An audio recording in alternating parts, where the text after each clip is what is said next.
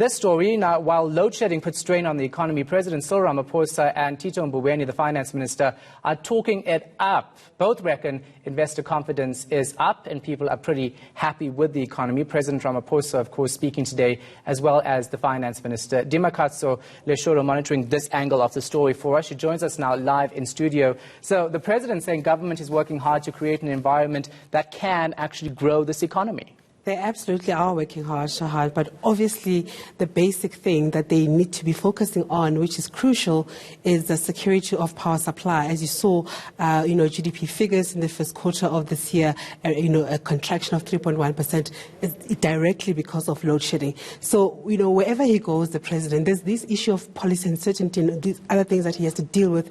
But you cannot expect to grow the economy if you can't guarantee that people will be able to conduct business and that consumers won't have to deal with, businesses passing on the costs of hiring those extra generators, because there is an inflationary aspect to this, not just the total cost to GDP. But let's have a listen to what the president had to say today.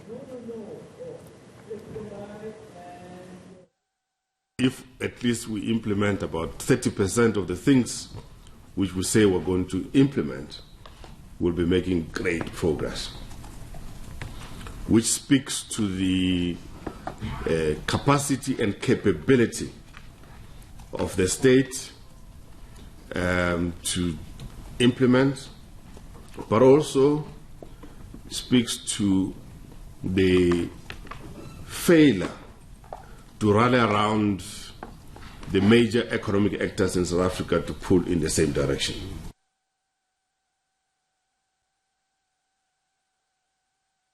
We are working in partnership with business, with labor and civil society to unlock growth, to create jobs and to build an inclusive economy. We're focusing on investment in infrastructure because that is a catalyst for economic development.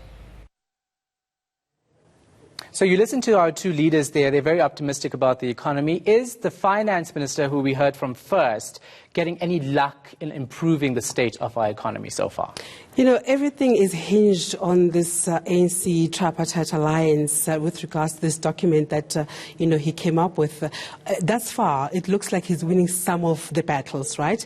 He's got some points there. Today, he had the meeting with the leading economists, Ramaphosa's Advisory Economic Council, to get their input. That will form part of the midterm policy statement. But the key thing, Shahan, that he said, which is crucial, is that we have these amazing policies, but they're not being implemented, and the issue is, do we have capacity to implement those? Whatever he says, because right now at the midterm we're dealing about issues of policy, right, for the midterm or whatever period that they'll be looking to. So the key from that is, are we going to be able to implement whatever it is, whether it's on Eskom, whether he's going to talk about restructuring the Eskom debt, the government taking part of that and Eskom continuing with half of that, whatever issues that he's going to raise at the midterm, key to that is, implementation. And he did say that that is a constraint to growth in the economy.